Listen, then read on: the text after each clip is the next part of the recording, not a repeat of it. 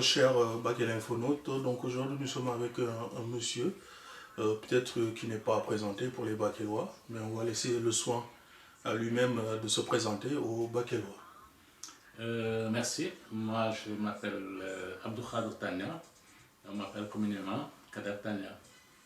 Donc je suis de Bakel comme vous l'avez dit, et j'ai fait mes études primaires à Bakel. Ensuite, au cours normal des Ziguinchor. Ensuite, le secondaire au cours normal des Ziguinchor, évidemment. Et puis, le second cycle à l'école normale William Ponty, que tous les anciens connaissent. Après, maintenant, c'est l'université de Dakar, et ensuite professeur d'histoire et géographie. À partir de là, je voulais travailler au Sénégal, en Côte d'Ivoire. Revenu de Côte d'Ivoire, je me suis installé à Bakel, où je m'occupe de choses diverses. Comme vous l'avez dit, tantôt quand on parle de Kader Tandian, on le voit souvent, d'autres se disent peut-être c'est un self-made man, d'autres disent c'est un professeur, mais comme on ne le voit pas au lycée de Bakel, on ne peut pas dire que c'est un professeur. En tout cas, comme vous l'avez dit, de beaucoup de choses diverses. Aujourd'hui, de quoi s'occupe Monsieur Tandian à Bakel? À Bakel, je m'occupe de... Je suis entrepreneur, disons. Je m'occupe de construction de bâtiments, de puits, ce qui est bizarre, qui peut paraître bizarre de la part d'un ancien prof d'histoire-géographie. Bon, mais les circonstances sont telles que je me suis retrouvé plus ou moins engagé dans ce processus. Mais j'avais une base, j'avais mon grand frère qui était là-bas, qui était entrepreneur. Et quand je suis revenu de Côte d'Ivoire, au lieu de retourner à l'enseignement, j'ai continué à travailler avec lui, ce qui m'a amené dans cette direction. D'accord. Aujourd'hui, nous nous trouvons présentement dans la région parisienne. Est-ce que vous pouvez nous dire qu'est-ce qui motive aujourd'hui votre présence en France? Ma présence en France se justifie très facilement. Je suis très actif dans le jumelage entre Apt et Bakel. Donc je suis membre du comité de jumelage d'Apt Bakel, de Bakel Apt. Et j'ai été invité donc par nos jumeaux d'Apt, comme ils le font assez régulièrement. Tous les 2-3 ans, je suis là. Je discute avec eux, je prends contact avec des gens. Et ça me permet personnellement de trouver beaucoup de choses pour les uns et les autres. Pour les jeunes, pour les femmes et consorts, selon les rencontres que je fais, quoi. Bah, justement, quand on parle de jumelage, on pense directement à Apt Bakel. Même les plus jeunes entendent parler souvent d'Apt. Mais Apt, c'est quoi? Et qu'est-ce que Apt apporte à Bakel? Bon, Apt, c'est une ville qui se trouve pas loin de Marseille, une centaine de kilomètres de Marseille, et dont le jumelage avec Bakel remonte à 1973. Donc ça fait maintenant pratiquement 40 ans. Et qui a été initié par un jeune de Bakel à l'époque, Dangala, bon, ensuite un proviseur du lycée d'Apt. Donc c'est à l'occasion de la sécheresse de 1973 que ces gens se sont rencontrés, ils ont créé un mouvement d'entraide pour Bakel, et c'est de là qu'est né ce jumelage. Maintenant, évidemment, ça a évolué, et actuellement, on peut dire qu'à un moment donné, le jumelage était très peu vivant. Mais maintenant, ça a beaucoup évolué, et donc on intervient surtout, ils interviennent, et nous avec, dans le cadre de la petite enfance, dans le cadre du maraîchage. Et moi, personnellement, j'ai pris beaucoup de contacts avec des médecins, avec certaines personnes. D'ailleurs, actuellement, j'ai beaucoup de médicaments pour les diabétiques de Bakel. Parce que quand je quittais, j'avais été contacté par des femmes. Et voilà. Et maintenant, j'ai même rencontré des médecins, diabétologues, qui promettent de venir à Bakel pour voir comment pérenniser cette action. D'accord. Depuis tout à l'heure, vous parlez de Bakel. Bakel, bon, une ville qui a vraiment rayonné, peut-être si je peux dire ainsi, dans l'histoire. Mais aujourd'hui, quand on parle de Bakel, c'est vraiment une flopée de rancœur, de qu'on dise c'est une ville qui ne marche pas, qui avance pas, de qu'on dise c'est une ville morte. Aujourd'hui, comment, en tant que vous qui êtes sur place, qui faites des actions à Bakel, comment aujourd'hui vous pouvez nous présenter Bakel? Comment vit aujourd'hui Bakel? Oui, comme vous l'avez dit, Bakel, vraiment, disons que ça se meut difficilement. Il y a comme une force d'inertie là, une force de, comment on appelle ça? Force d'inertie, effectivement, qui bloque le développement de cette ville. Il y a eu des tentatives de... Bon, le développement d'une ville, ça dépend des populations, mais ça dépend aussi des autorités locales, politiques, administratives. Et sur le plan, bon, je ne jette la pierre à personne, mais sur le plan du développement issu des actions politiques et administratives, il n'y a pas eu grand-chose. Donc les jeunes se sont souvent mobilisés, il y a eu des marches pour certaines actions, certaines ont abouti, la plupart n'ont pas abouti, et ça pose problème. C'est dû à quoi? Je pense qu'il y a une question de mentalité, et c'est un problème très difficile quand il s'agit de mentalité. Donc pour le moment, il faut essayer de faire évoluer les choses. Mais il y a un espoir quand même parce que les jeunes s'imposent de plus en plus. On entend beaucoup de personnes parler, mais vous, on ne vous voit jamais au devant de la scène politique. Pourquoi ne pas avoir été aussi dans cette sauce politique pour essayer de faire bouger les choses? Oui, à un moment donné, je me suis dit que être dans un parti, ça peut créer des initiés. Et pour essayer de rester, c'est en restant dans la neutralité qu'on peut peut-être avancer. D'autre part, de plus en plus, il m'arrive de me dire, et je le dis à nos amis là, ma génération en tout cas, sur le plan politique, on n'a rien fait. Il n'y a personne sur le plan politique. Ils sont tous presque à Dakar, et quand je vais là-bas, je les entends dire, il faut, à Bakel, il faut. Je dis, mais venez faire. Oui. Hein, on est à Bakel, venez ici, venez, on va faire. Maintenant, je leur dis que il faut qu'on essaie de faire quand même quelque chose, parce que notre génération, vraiment, sur le plan politique, c'est nul. Donc, nous sommes dans nos salons, on critique, on machine, on n'agit pas. Donc, si on veut critiquer, il faut agir d'abord. Donc, en tout cas, moi, j'incite les gens de plus en plus à sortir. Bon, peut-être moi, je suis en train de réfléchir aussi, mais pour voir comment participer sur un autre niveau à ces actions. D'accord. Sinon récemment, bon, c'est vrai que en étant dans Bakel Info, on voit beaucoup d'informations passer. Par votre truchement, on a vu les correspondances qui ont été adressées à un très haut niveau pour l'histoire de la radio logis de Bakel. Bon, pour un petit rappel, ça fait X années qu'il y a le local affecté à cette radiologie à Bakel et jamais on a vu ce projet démarrer. Et vous êtes aujourd'hui au devant de la scène pour parler de cette radiologie, pour que ça soit fonctionnel. Aujourd'hui, vous en êtes où avec cette histoire de radiologie de Bakel? Bon, vous savez, moi j'étais... Bon, il y avait le Careba, peut-être vous avez entendu parler de ça. Tout à fait. Donc le Careba fonctionnait tant bien que mal, mais toutes ces dernières années, il était en parfaite... disons que ça dormait quoi, ça avait presque disparu. Donc il y a un des représentants de Careba Dakar qui est venu à Bakel, qui a essayé de réanimer la chose. C'est à cette occasion qu'on a fait de moi le président de Careba local de Bakel. Tout à fait. Donc on s'est fixé des missions et on avait d'abord un problème au niveau de l'hôpital. Donc chaque année, au mois de mai-juin, c'était l'hécatombe. Les salles n'étaient pas climatisées, ou la plupart, et les gens, beaucoup de vieux décédés. Donc on s'est dit qu'il fallait des climatiseurs. Donc on en a cherché, on en a trouvé. C'est en déposant ces climatiseurs que le médecin a dit que vraiment son deuxième besoin le plus urgent, actuellement, c'est le problème de la radio. C'est en ce moment qu'on a pris cette histoire de radio à bras le corps. Donc au niveau de Careba et au niveau des jeunes de Bakel. Bon, comme au niveau des jeunes de Bakel, chaque fois qu'ils veulent entreprendre quelque chose, ils viennent nous voir, nous discutons ensemble s'il y a des actions à faire. Nous les faisons ensemble.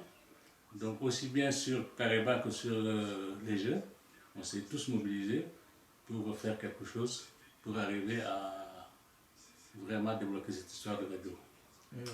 On a entendu beaucoup d'hommes parler, que ce soit des associations, des hommes politiques, dire que oui, nous allons prendre cette situation en main. Mais aujourd'hui, est-ce qu'on peut dire que cette radio fonctionne ou cette radio va fonctionner? Bon, pour le moment, c'est un peu décourageant parce que j'ai pris contact avec beaucoup de gens, à Bakel, il y a eu excusez-moi, un ministre conseiller de Macky Sall qui était là et que j'ai rencontré, et vraiment il a pris la chose à bras le corps. Hein. J'ai jamais vu quand même quelqu'un s'intéresser autant à ce problème.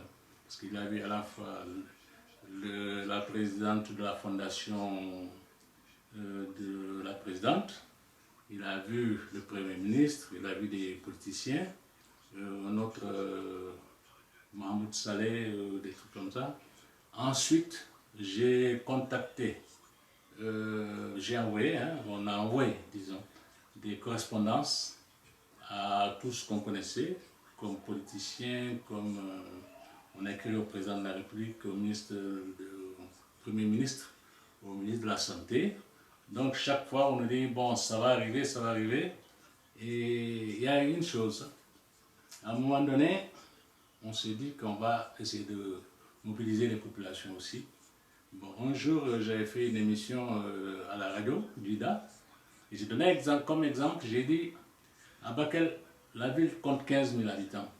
Si chacun donnait au moins 1000 francs, c'est sûr que ce problème de radio allait être résolu. C'est un exemple. Et quelques jours après, il y a une femme qui vient, vers 13h, et me dit, bon, j'apporte mes 1000 francs. Je dis, quoi? Elle me dit, oui. Je dis, pourquoi? Il me dit, je vous ai entendu l'autre jour à la radio, et vous avez demandé d'apporter chacun 1000 francs. J'ai dit, bon, non, c'était un exemple que je donnais. Et c'était en présence de ce ministre conseiller. Donc le gars était ébahi, quoi. Donc c'est à partir de ce moment qu'il s'est engagé.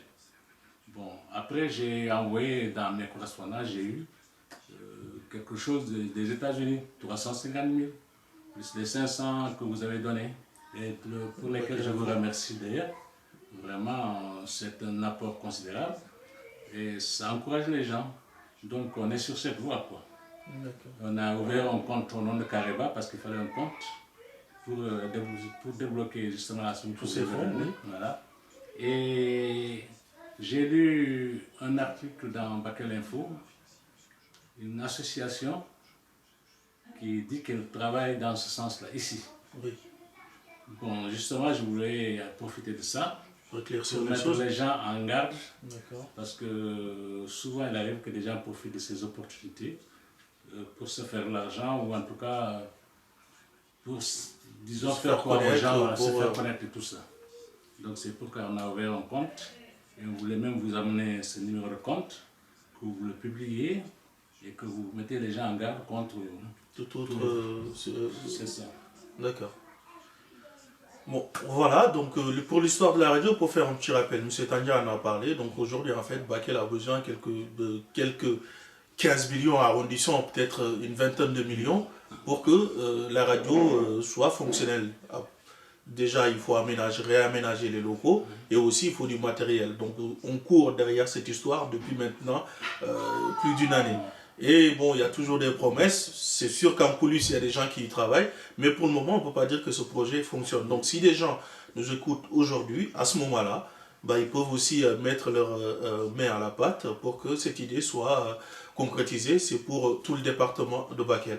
Alors maintenant, M. Tandian, on a parlé de cette radiologie, on a parlé d'autres choses. Ce que j'ai envie de dire maintenant, pourquoi au niveau de Bakel, souvent, c'est vrai qu'il y a des actions par-ci, par-là, des jeunes qui se débrouillent par-ci, par-là, mais on n'a jamais vu la société civile se mobiliser pour barrer la route aux politiciens et pour dire il faut compter avec nous, chers Bakelois. Pourquoi la société civile reste toujours dans son coin, alors qu'aujourd'hui, dans tous les départements, dans tous les coins du Sénégal, on voit la société civile se mobiliser, se mettre en avant pour prendre les problèmes des Bakelois. Actuellement, quand même, je peux dire, hein, les jeunes, vraiment, ils se mobilisent. Hein, il y a des réunions, il y a des marches et tout ça. Mais il y a une certaine catégorie de jeunes aussi qui est plus ou moins liée aux partis politiques. Et ces jeunes qui veulent, disons, se mettre en avant dans le domaine de la société civile, être responsable. Donc ça pose problème. Et ce qui fait que pour le moment, les gens cherchent. Je crois que dans certains de vos numéros, vous avez dû voir certaines déclarations qui poussent à la création à l'action de la société civile, des gens bien. Mais par contre, ça pose problème, hein, ce jumelage-là. On peut pas être à la fois société civile et politique. C'est aujourd'hui un peu ce qui se passe au Sénégal parce qu'on ne sait pas qui fait quoi et qui est dans quoi. Voilà, donc moi c'est mon credo maintenant que tous ceux qui peuvent faire quelque chose, qu'ils le fassent. Qu'ils n'attendent pas que Jean ou Pierre le sollicitent. C'est notre bien commun, c'est notre mère commune. Il faut qu'on fasse en sorte que chacun de son côté voir son ami, l'ami de son ami, l'ami de son ami. N'est-ce pas? Il y a des réseaux qu'il faut pouvoir exploiter et je pense que chacun à son niveau peut faire intervenir ses amis, sinon lui-même, pour mobiliser les gens à la réalisation de certains problèmes. Il y a des problèmes ponctuels qui sont importants, mais aussi il y a le problème du développement général. Il y a le problème, par exemple, des rizières à Bakel, n'est-ce pas, qui ont été aménagées plusieurs fois et qui ont été toujours emportées par les inondations. Justement, j'ai oublié d'évoquer cette question.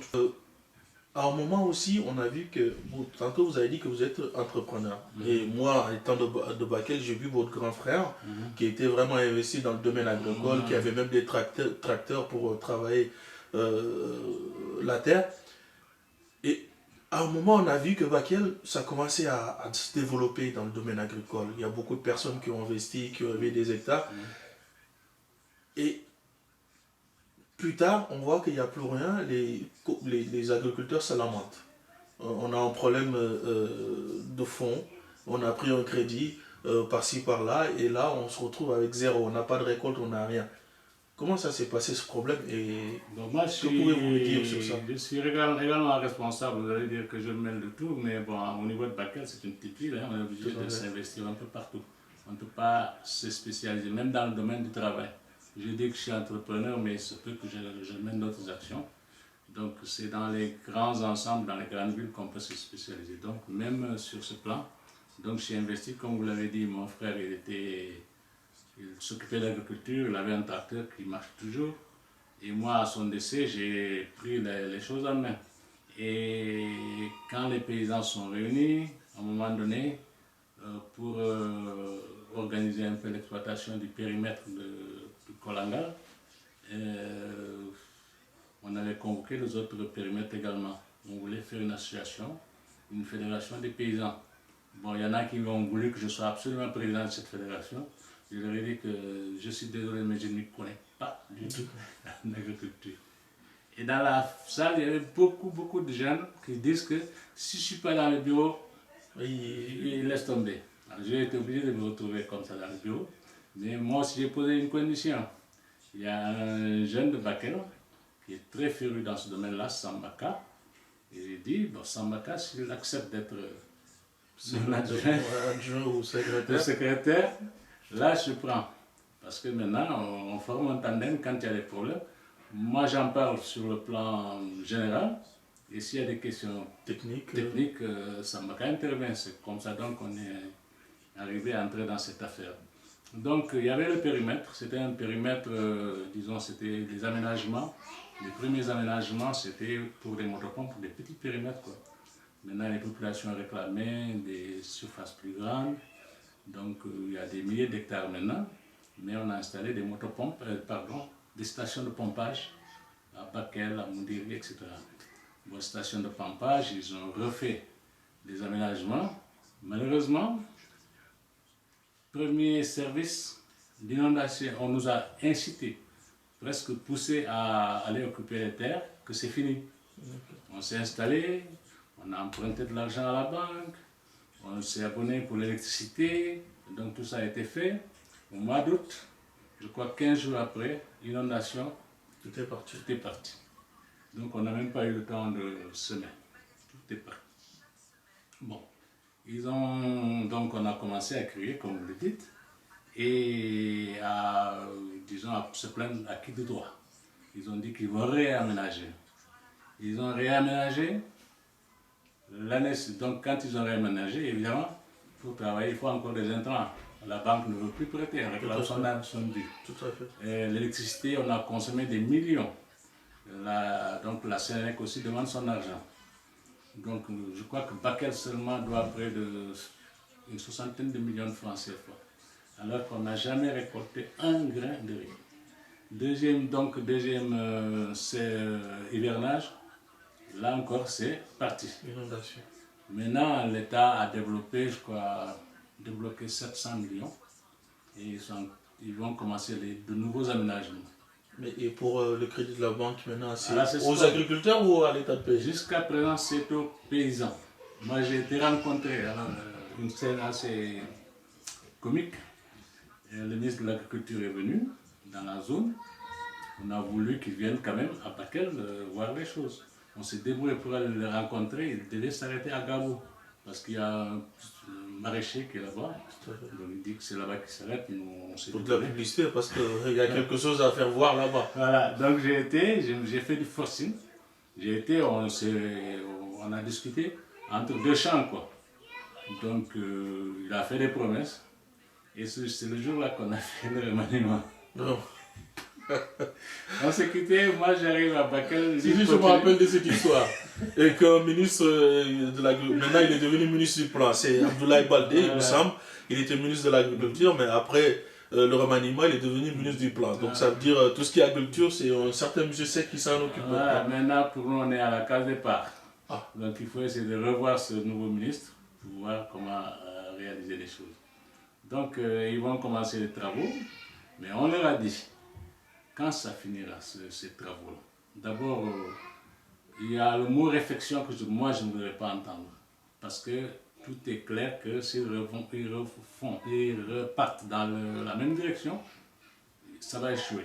Donc ça demande un travail, un nouveau travail, des études complètes, de nouvelles études, de la plus petite opération à la réalisation complète, qu'ils fassent des études avant d'exécuter.